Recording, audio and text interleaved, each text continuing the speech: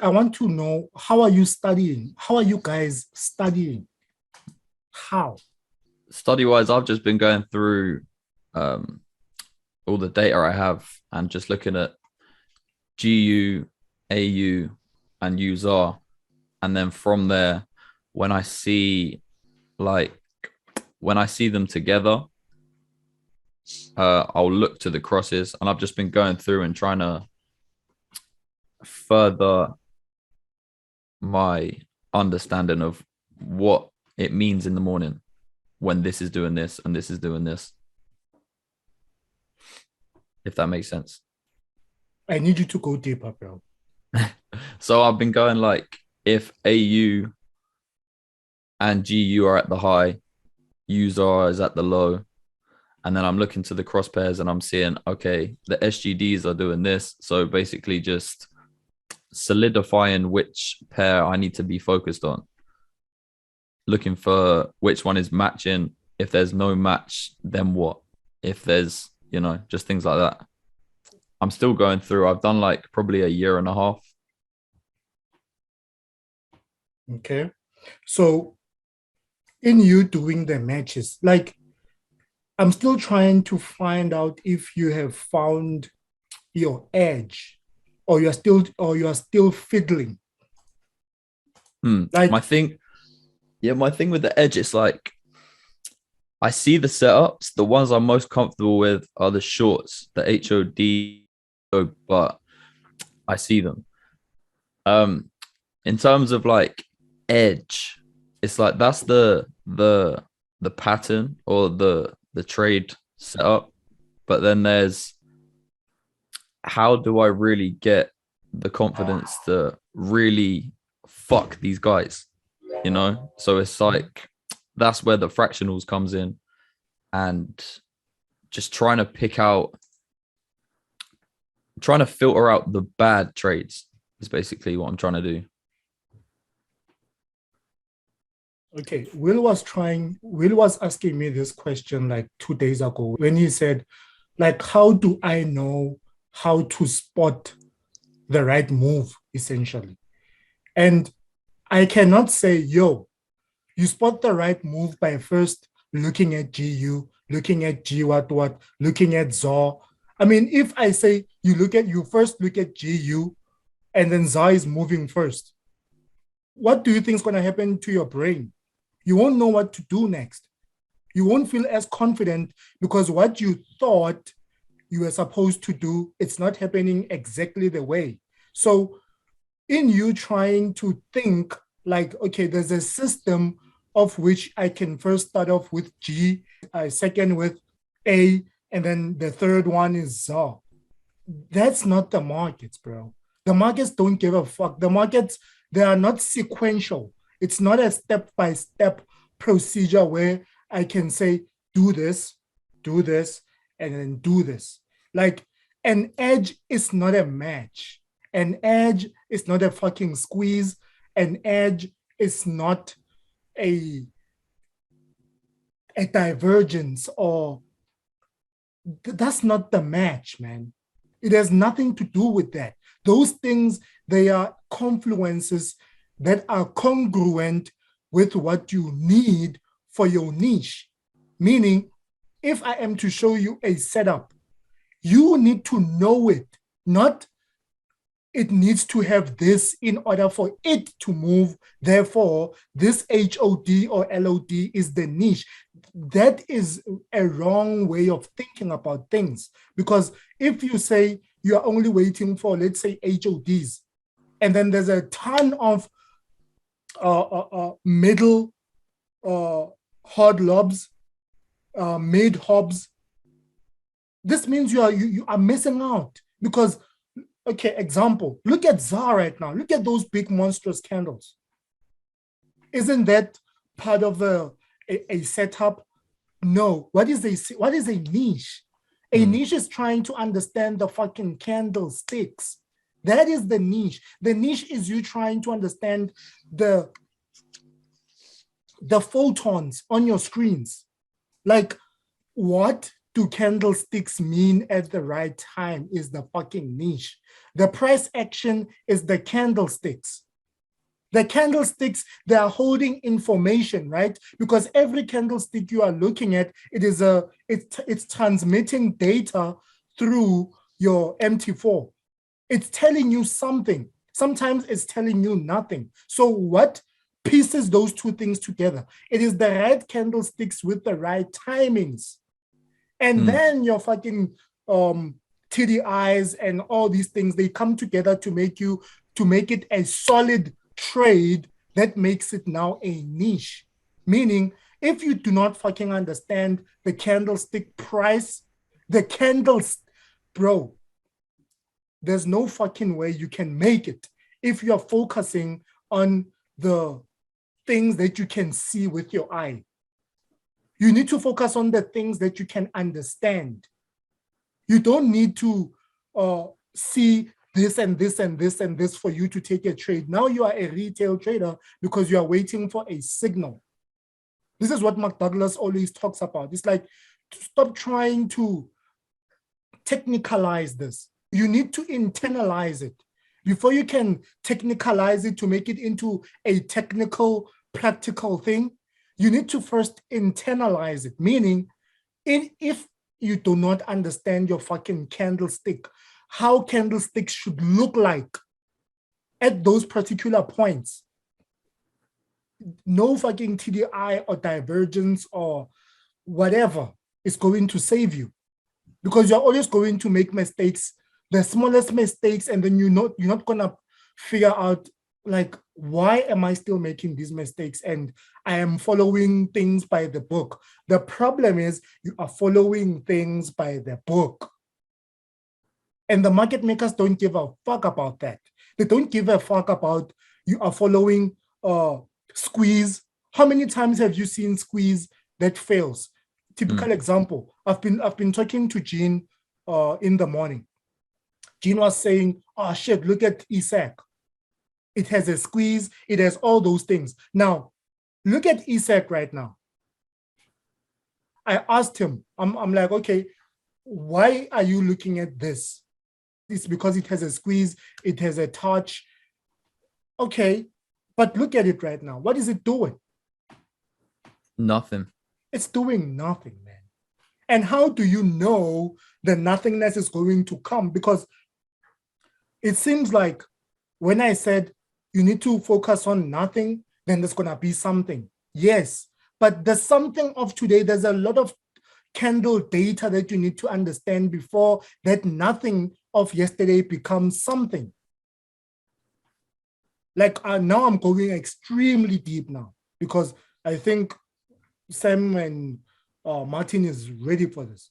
I just want Will to listen, because this is something that I think is holding you guys back from understanding what your niche is.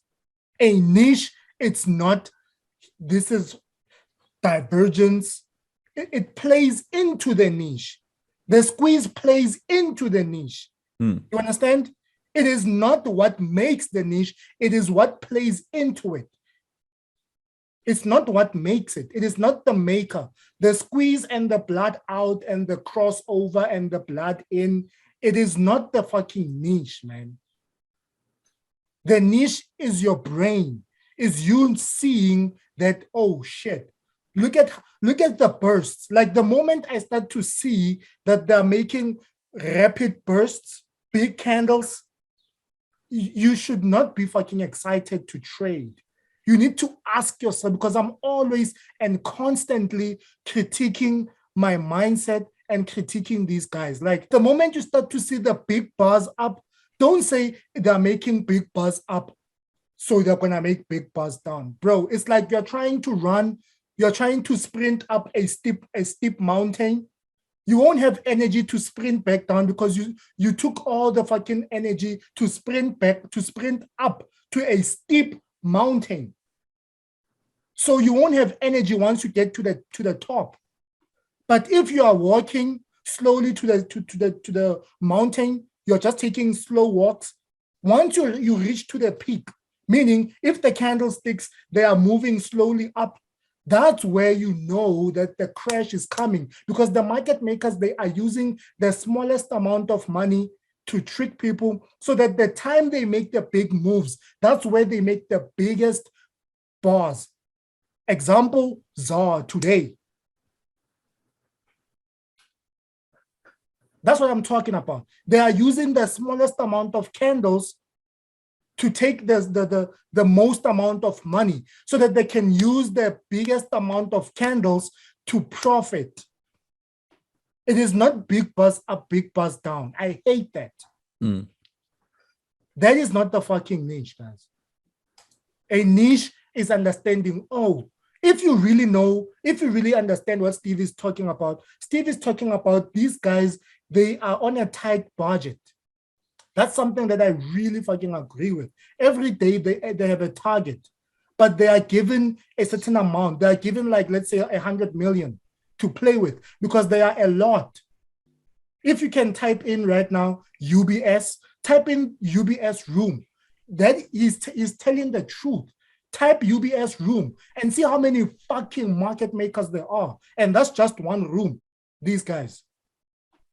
So they do not have infinite capital. That is the actual truth, because even Mark Douglas talks about this. They need one thing I just want to add. Yeah, you know that you say the best trades come from nothingness. Yes. And that market makers have like a regulation in place where they can only spend a certain amount of money. Does that mean because there's nothing before, there's a chance of it going down double on the day it does move? Does that make sense? Here's what I'm saying. So because the day before was tight range, the next day is going to be more chance to move because they didn't move as much yesterday. You see? Okay.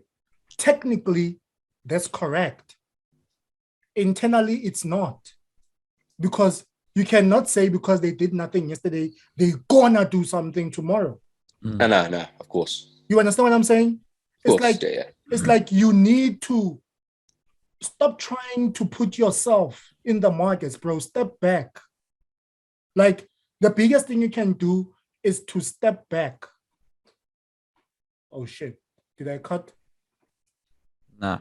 The biggest thing you need to do is to step back and try to observe. The most of the money, it comes from your observations. Like, you need to observe how these guys move. Like, at the timings, how do they move? Like, candle by candle. Are they using big candles up? Are they using big candles, small candles up? Like, you need to understand how price actually is moving. And you see, Sam right now talks about the fractionals a lot. No fucking problem. But here's the problem. There's no problem in him learning it that way. There's nothing wrong with studying that. Here's the problem. You are trying to have a sword that you haven't fucking mastered, and then you're gonna go and handle a fucking bazooka, bro. It's like trying to have a sword in your hand and a bazooka. Those two things are not a good combination. You're not gonna fucking, you need to master your sword first. You need to be the fucking crazy fucking master at your sword. Meaning, Will's task is to just focus on the ZARs only. Like, I started Sam and Martin and Will off wrong, and Martin and Leo and Sam, I started them off wrong by showing them everything all at once. While I did not show them to master their pair. Their pair, bro. Their movement. The pair's movement. The pair's timing. Like, I say to you guys most of the time that if I see a squeeze and a blood out on ZAR, I'm going to get in on it. Because the moment I start to see a squeeze and the blood out, and the moment they make the right blood in the head, even the blood, it has a particular kind of head. That the YouTube video I did with Martin, with ZAR, hot lob, that is the right blood. Like I talk about, oh, bro, this is the blood I'm looking for. That is the blood that you can enter with, not just, okay, there's a blood now I need to enter. If you don't know the blood types, you are not going to maximize. If you know that, bro, you need to ask yourself this question. Why is it sometimes they make the blood that you saw on YouTube with Martin, and sometimes they just make the blood when they just cross the vein, they just immediately go back up, versus the one that they cross, then they make a space and then they go up, leaving a space. What do those spaces mean? If they just get in and then you just get in because they got in without seeing how blood should paint before it gets back inside of the water, you are missing out on so much because you don't know the blood types, which it plays into your niche. Now, the niche that you haven't, the blood type that you haven't mastered is now crippling you for you to understand your niche now. Because you can look at the setup being beautiful, but because you did not know that this is the blood that you need to wait for, and then you just got in on, it ruins the setup. It ruins what you deemed a niche. Do you guys understand what I'm talking about? Mm-hmm. It's like, in order for you to know how your niche should look like, you need those confluences to come together to make you like, oh, I see what's coming. You see, once you know what the TDIs and all these things, the divergence, what they are doing, now you know for a fact that there's something here. You need to stick around for this. That's what I'm saying. So if you do not know the potential before you add the indicators, now it makes you like somebody who's looking for indicators to trade, retail trading.